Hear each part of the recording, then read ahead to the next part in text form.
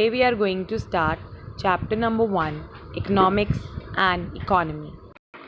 What is economics? Economics क्या है? Economics एक सब्जेक्ट मैटर है जिससे एक माइक्रो लेवल में हम लिमिटेड रिसोर्सेज का इस्तेमाल करते हैं, मतलब रैशनल मैनेजमेंट है। सही रूप से आप इस्तेमाल कर रहे हो अपने लिमिटेड रिसोर्सेज, ऐसे इस्तेमाल कर रहे हो कि इंडिविजुअल कंज्यूमर जो है उसको तो मैक्सिमम सेटिस्फैक्शन मिले और जो इंडिविजुअल प्रोड्यूसर है उसे प्रॉफिट मिले।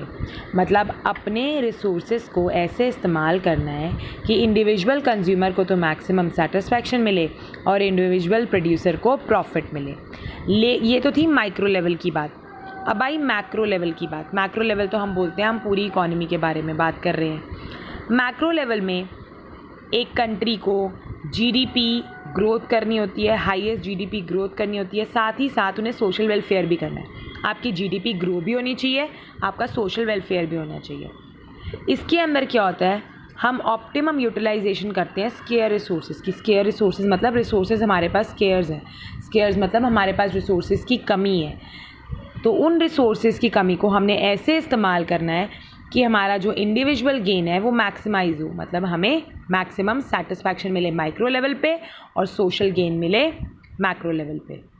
इंडिविजुअल गेन माइक्रो लेवल पे मैक्सिमम होना चाहिए, सोशल गेन मैक्रो लेवल पे मैक्सिमम होना चाहिए। Scarcity of resources. स्कैरसिटी मतलब कमी है अब हमारे पास रिसोर्सेज की। स्कैरसिटी ऑफ रिसोर्सेज मतलब एक यूनिवर्सल प्रॉब्लम है, सभी की प्रॉब्लम है। हमारे पास रिसोर्सेज की कमी तो है ही है, माइक्रो लेवल पे भी और मैक्रो लेवल पे भी है। माइक्रो लेवल मतलब इंडिविजुअल लेवल, मैक्रो लेवल मतलब पूरी कंट्री का लेवल, मतलब on the level of an country as a whole. ये जो प्रॉब्लम है स्कैरसिटी ऑफ रिसोर्सेज की, कभी सॉल्व नहीं हो सकती, ये सिर्फ और सिर्फ मैनेज हो सकती है। ये जो आपकी समस्या है स्कैरसिटी ऑफ रिसोर्सेज की, ये कभी सॉल्व नहीं हो सकती, ये सिर्फ और सिर्फ क्या हो सकती है, मैनेज हो सकती है। सो हमारे पास दो इकोनॉमिक प्रॉब्लम है। मतलब इकोनॉमिक प्रॉब्लम कैसे अराइज होती है, जब आपके पास रिसोर्सेज की कमी होती है और आपकी वांट्स अनलिमिटेड होती हैं और हर एक रिसोर्स का क्या होता है, अल्टरनेटिव यूज़ होता है। एक तो रिसोर्सेज आपके पास स्केयर्स है in relation to your wants. आपकी वांट्स तो अनलिमिटेड है, मैंने बताया था आपको अभी कार चाहिए, फिर आपको मतलब एरोप्लेन चाहिए, हेलीकॉप्टर चाहिए। आपकी वांट्स अनलिमिटेड है, बढ़ती जाती हैं, लेकिन आपके पास रिसोर्सेज को कमी है ना, पैसा तो कमी है और हर एक रिसोर्सेज का अल्टरनेटिव यूज़ है। आप अलग अलग चीज़ों से इस्तेमाल कर सकते हो अपने रिसोर्सेज को। अगला है इकोनॉमिक प्रॉब्लम।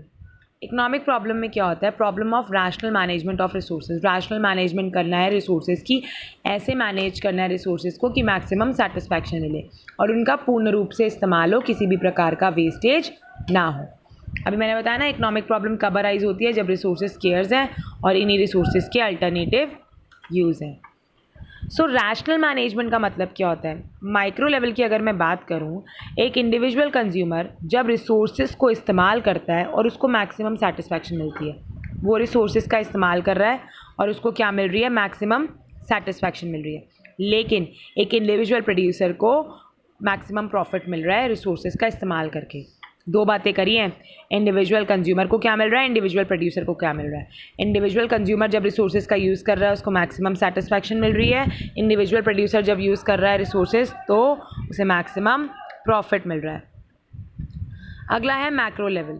मैक्रो लेवल की अगर हम बात करें तो यहाँ पे है कि कंट्री यूज़ कर रही है रिसोर्सेज ऐसे मैनर में कि जीडीपी की ग्रोथ भी हो रही है और सोशल वेलफेयर भी हो रहा है। मतलब मैक्रो लेवल पे कंट्री जो है वो रिसोर्सेज का ऐसे इस्तेमाल कर रही है कि जीडीपी की ग्रोथ भी हो रही है as well as social welfare भी हो रहा है। अगला टॉपिक है difference between micro economics and macro economics. बड़ा इंपॉर्टेंट है ये डिफरेंस। पहला है डील्स। यहाँ बेसिस ऑफ डिफरेंस है और मैक्रो में डिफरेंस है। डील्स, पहला ये डील करता है इकोनॉमिक इश्यूज से। कौन से इकोनॉमिक इश्यूज से ये डील करता है, एक इंडिविजुअल फर्म, एक इंडिविजुअल हाउस होल्ड या एक इंडिविजुअल कंज्यूमर। एक इंडिविजुअल फर्म, एक इंडिविजुअल हाउस होल्ड या इंडिविजुअल कंज्यूमर की जो भी इकोनॉमिक इश्यूज होते हैं उनसे ये माइक्रो इकोनॉमिक्स डील करता है। मैक्रो इकोनॉमिक्स डील्स करता है इकोनॉमिक इशू से on the level of an economy as a whole. पूरे इकॉनमी के लेवल पे, पूरे देश की प्रॉब्लम क्या चल रही है, पूरे देश में इकोनॉमिक इश्यूज़ क्या है, वो मैक्रो इकोनॉमिक्स स्टडी करता है। एजम्पशन, माइक्रो इकोनॉमिक्स में एज्यूम करते हैं कि मैक्रो वेरिएबल कांस्टेंट है और मैक्रो इकोनॉमिक्स में हम एज्यूम करते हैं कि माइक्रो वेरिएबल कांस्टेंट है। यहाँ दोनों की एजम्पशन ये है कि माइक्रो में हम एज्यूम कांस्टेंट है और मैक्रो में हम एज्यूम करते हैं कि माइक्रो वेरिएबल कांस्टेंट है। कंपोनेंट्स, प्रिंसिपल कंपोनेंट्स की अगर मैं बात करूं तो यहाँ पे माइक्रो इकोनॉमिक्स के 3 प्रिंसिपल कंपोनेंट्स हैं जिसके बारे में हम माइक्रो इकोनॉमिक्स में स्टडी करते हैं। Theory of consumer behaviour, theory of producer behaviour, theory of price. Theory of consumer behaviour, consumer का बिहेवियर देखते हैं।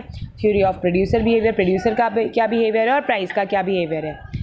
और प्राइस कंपोनेंट्स मतलब principal components of macro economics क्या होते हैं। Theory related to equilibrium level of output and employment, की कितना इक्विलिब्रियम लेवल है, आउटपुट कितनी है आपकी कंट्री में, एम्प्लॉयमेंट लेवल कितना है। इन्फ्लेशन और डिफ्लेशनरी गैप, इन्फ्लेशन होता है जब चीज़ों के दाम बढ़ जाते हैं, डिफ्लेशन डिप्रेशन आ गया आपकी इकोनॉमी के अंदर। फिस्कल और मॉनिटरी पॉलिसी, ये गवर्नमेंट डिसाइड करती है आपकी फिस्कल और मॉनिटरी पॉलिसीज़ बनाती हैं। आरबीआई बनाती है मॉनिटरी, फिस्कल गवर्नमेंट बनाती है। मनी सप्लाई, पैसों का कितना लेन देन चल रहा है। क्रेडिट क्रिएशन, कितना हम लोन दे रहे हैं। गवर्नमेंट अपना बजट हर साल पेश करती है। एक्सचेंज रेट क्या है, एक्सचेंज रेट मतलब $1 कितने इंडियन रुपीज़ में, लाइक $1 76 रुपीज़ का है, एग्जाम्पल दे रही हूँ। बीओपी, बैलेंस ऑफ पेमेंट, कितने इंपोर्ट और एक्सपोर्ट है। ये हम मैक्रो लेवल पे स्टडी करते हैं जो आप अगले साल करोगे। तो मैक्रो लेवल पे हम क्या स्टडी करते हैं, आउटपुट और एम्प्लॉयमेंट को, थ्योरी इन्फ्लेशन डिफ्लेशन की, फिस्कल और मॉनिटरी पॉलिसी जो गवर्नमेंट बनाती है और आरबीआई बनाती है, मनी सप्लाई, पैसों का कितना लेन देन चल रहा है मार्केट के अंदर, क्रेडिट क्रिएशन, लोन की एक्टिविटीज़ कितनी चल रही हैं, गवर्नमेंट बजट जो हर साल हमारे फाइनेंस मिनिस्टर पेश करते हैं, एक्सचेंज रेट, $1 कितने इंडियन रुपीज़ में, और बैलेंस ऑफ पेमेंट। आपके एक्सपोर्ट हमेशा ज़्यादा होने चाहिए इम्पोर्ट से।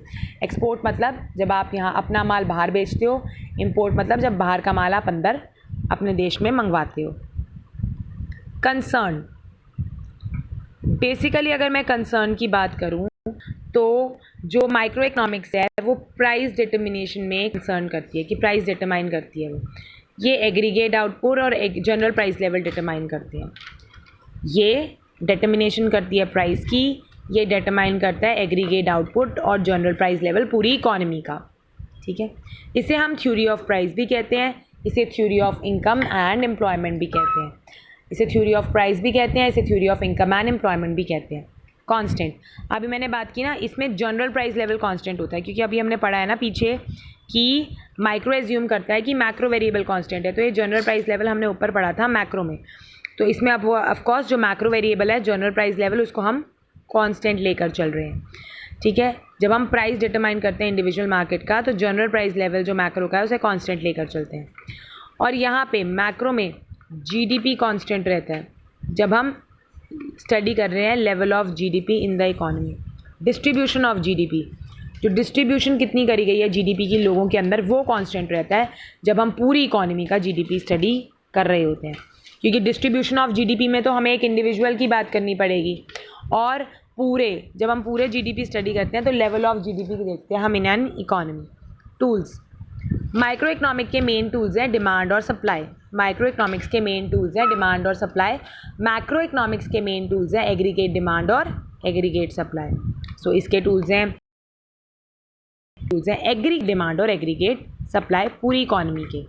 यूज़, ये हेल्प करता है सॉल्व करने के लिए प्रॉब्लम किसकी, सेंट्रल प्रॉब्लम से कौन सी सॉल्व करता है, what, how and for whom to produce. ये कौन सी प्रॉब्लम सॉल्व करता है सेंट्रल इकोनॉमी की, what to produce, how to produce and for whom to produce. Central problems जो है इकोनॉमी की ये कौन सी सॉल्व करता है, what to produce, how to produce, for whom to produce. ये सेंट्रल प्रॉब्लम सॉल्व करता है कि सभी लोगों को रोज़गार मिले, फुल एम्प्लॉयमेंट लेवल हो इकोनॉमी का। ठीक है, इकोनॉमी के अंदर जितने भी रिसोर्सेज प्रेजेंट है उसे फुल एम्प्लॉयमेंट हो। फुल एम्प्लॉयमेंट मतलब रिसोर्सेज की फुल एम्प्लॉयमेंट हो, पूरा रूप से आप इस्तेमाल कर रहे हो अपने रिसोर्सेज को, चाहे वो ह्यूमन रिसोर्स हो या कोई रिसोर्स हो, आपने उसके पूर्ण रूप से इस्तेमाल करना है, वेस्टेज नहीं होने देनी उस रिसोर्स की। उस सेंट्रल प्रॉब्लम को ये सॉल्व करता है। ये आप चैप्टर 2 में पढ़ोगे अभी। इसका नैरो स्कोप है क्योंकि इंडिविजुअल लेवल पे देता है, इसका ब्रॉडर स्कोप है, ये पूरी इकोनॉमी को देखता है।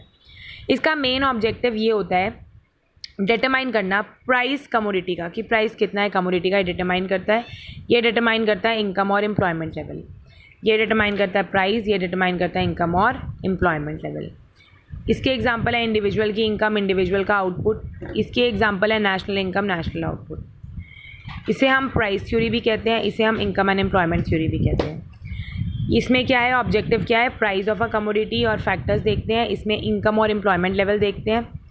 इसमें individual income, individual output example है, नेशनल इनकम, नेशनल आउटपुट इसके एग्जांपल है, क्योंकि पूरे देश का देखा जाता है मैक्रो में। दूसरा नाम है इसका प्राइस थ्योरी, दूसरा नाम है इसका income and employment theory. Do learn it बेटा। Thank you and have a nice day.